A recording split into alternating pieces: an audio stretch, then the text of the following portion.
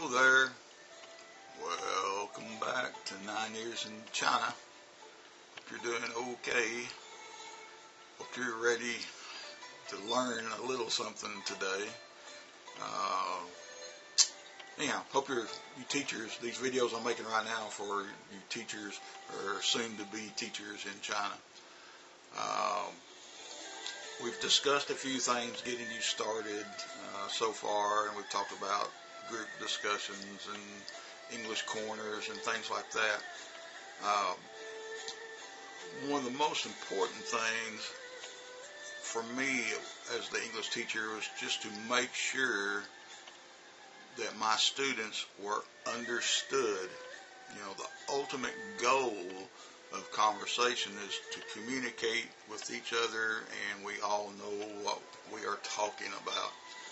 So I would rather have a student that has good pronunciation and maybe just so-so grammar. My mood music.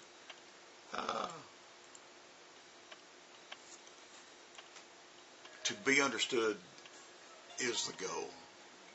You know, I want them to understand me, so they need to work on their listening.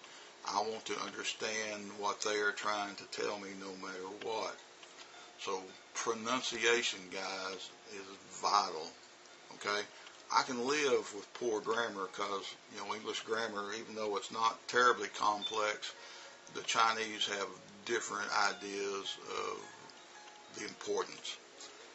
Remember, their grammar is a set format, subject, blah, blah, blah, blah. And in English, our grammar is all over the place and it can be correct.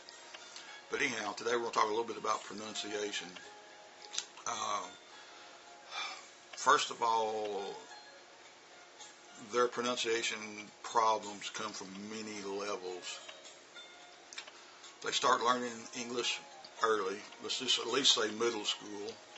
Every place is a little different. The worst teachers,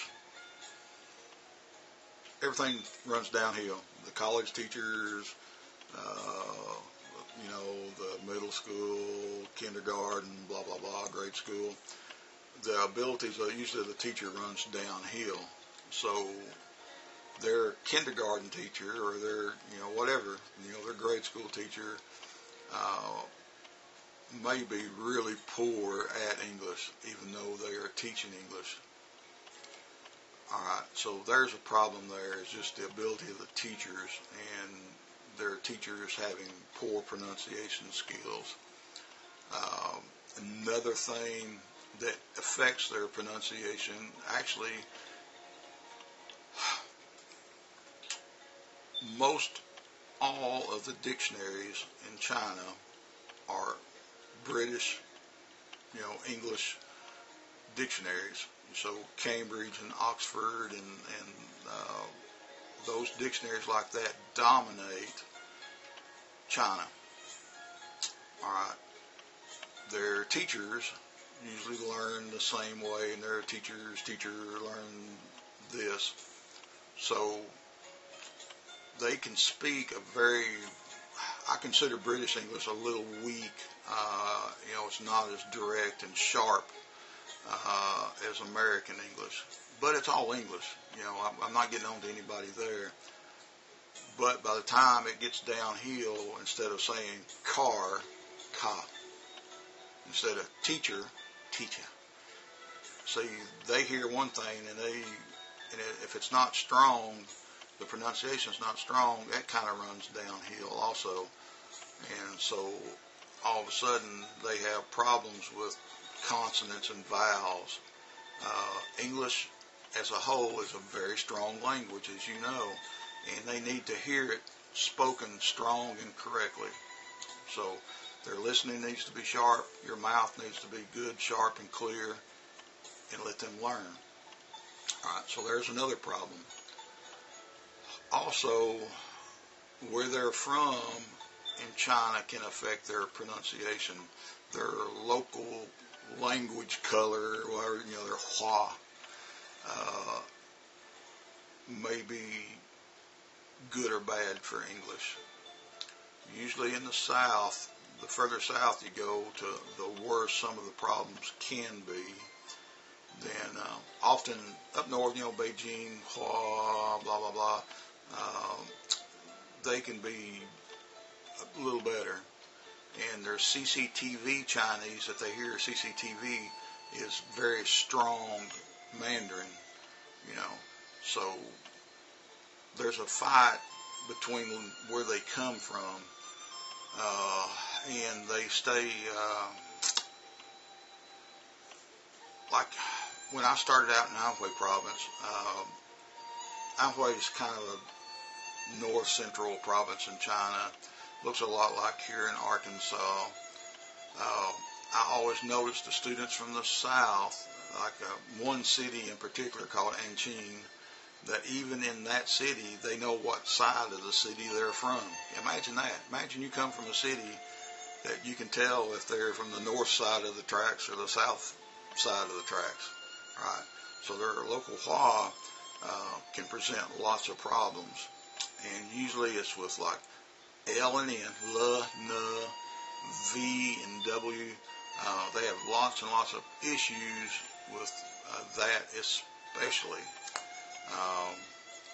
And sometimes they know it, sometimes they recognize it, and they don't know how to fix it. My house used to be full every evening and somebody would be knocking on my door wanting to work on vocabulary and pronunciation.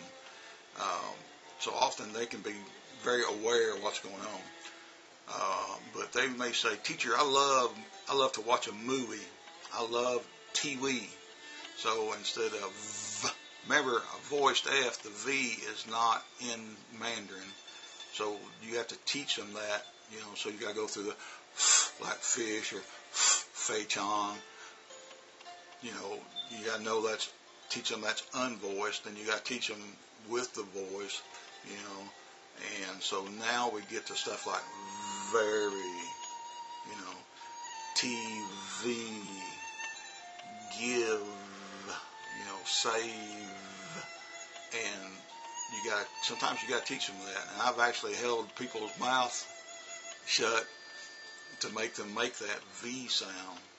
So that's a big one you're going to run into depending on where you are teaching this thing. And they may say, "Teacher, I want to work for a big company someday." Company? What is a company? And they can't get the company. I don't know why, because N is all over the Chinese language, like wo, ni, you, They say N sounds, ni, na, and you, all the time, every day in Chinese. But now if they have a problem saying that in Chinese, that's for the Chinese teachers to try to fix, because they will have a Putonghua test at some time, and if they want to be a teacher in China, they have to pass a Putonghua test at a certain score. So company, and this is where it's going to be really important for you to study Chinese. The better you understand the Chinese sounds and some basic language, the better you'll be at teaching pronunciation, because I would always take and compare the two. And they have an alphabet system, Pinyin. You probably know about Pinyin. And so instead of characters, they have an alphabet, and then they have the signs, for the stress, And it makes it really easy to teach on the board or write down on a piece of paper for the students. So to get them to understanding, like company, for instance, I would write down, let's say, Mofengwa, mimic me, and I would say comp, alright, they'd say comp, compa, they'd say compa, then I would back off for a second, I said, wo, huh, ni, me and you, and they'd say ni, usually, or ni, na, and I might say, I like TV, what you on, didn't sure what, but I want them to making those sounds. Then I go, company, so half English, half Chinese Pinyin. Alright, So I say, Wolfgang, mimic me. Company, na. And if they can say that, you know they can say company.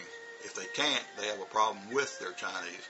So I go, company, na, company. Then usually, boom, it'll go off in their head after a few times, okay? So company, na, company. All right. So learning Chinese can be really, really important for that.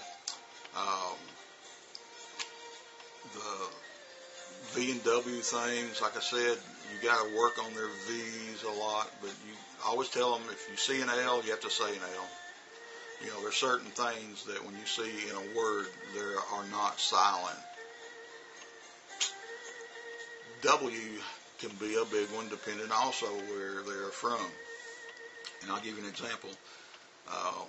Would, knock on wood, or I would if I could, depending on where they're from. And this is not standard Mandarin, I'll assure you.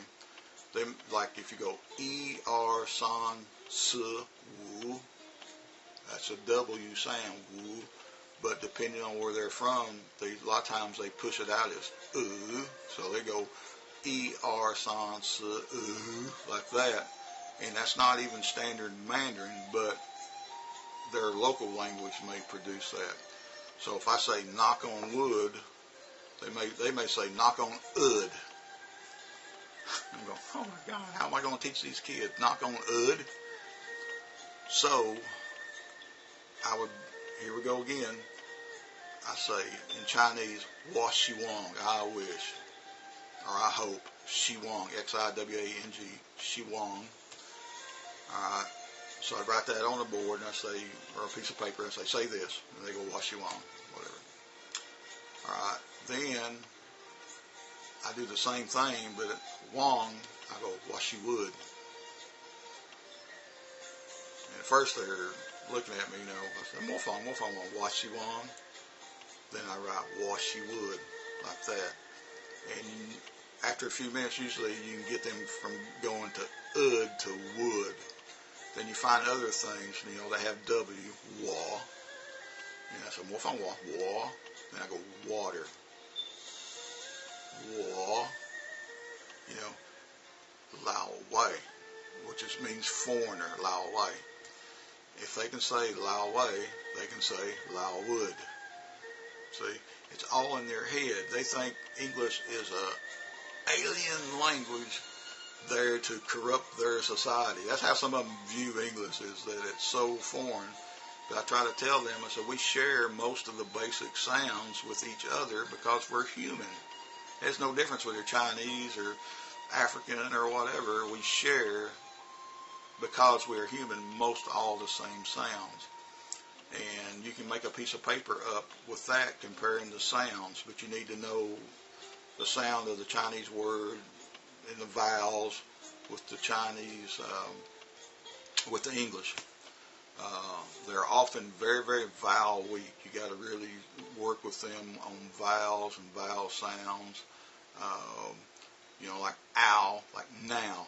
You know, you want them to produce that instead of going no. Or like downtown, they'll go downtown. See, they think if you speak fast, you're fluent, but here, that's an example of speaking fast. You change the word almost. So you got to teach them very carefully. You got to compare English and Chinese, you know, like Lao Wei, you know, you find a L sound that has that same Lao, you know, you try to compare sounds so they understand that's normal. Alright, so and work on the strength of the word in pronunciation, okay? So anyhow, be prepared to have a lot of fun with your students, and we'll probably do some more about pronunciation later on another video. But you have a great day, and I hope you learn a little bit. Learn Chinese so you can help them with their English pronunciation. We'll see you later. Bye-bye.